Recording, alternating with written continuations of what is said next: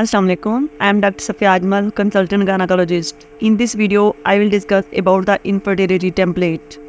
Infertility is most common nowadays and most favorite topic for clinical exam. It mostly came in exam in every day, 1 or 2 stations related to infertility. So when our patient presenting with inability to conceive, then the common questions that we ask from both couples are: first, marriage, whether it's first marriage of both partners or not. Then, whether it's consanguineous marriage or not, and whether couple living together or not. Ask about coital frequency and coital difficulties. After that, the questions that may ask from female are: headache and visual disturbance. Ask about acne, hirsutism, and weight gain. Ask about heat and cold intolerance.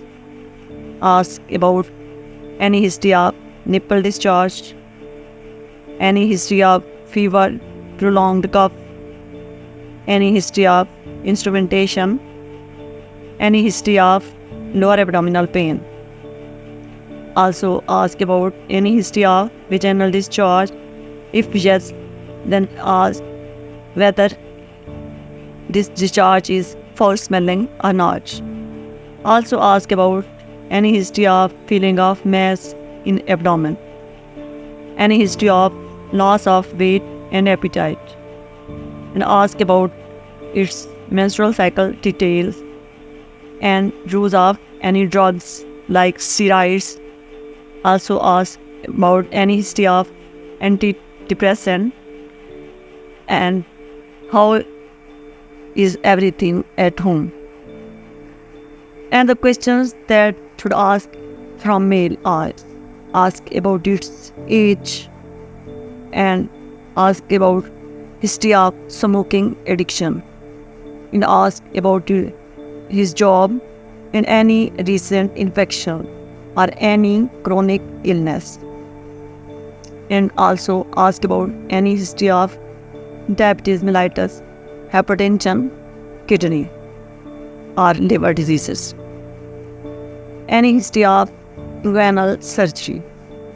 Also ask about any history of drug uses like steroids and any history of trauma or any history of radiotherapy, and also ask about report of hospital semen analysis and any treatment taken so far, including ovulation induction by patient or hysterosalpingography of patient or laparoscopy.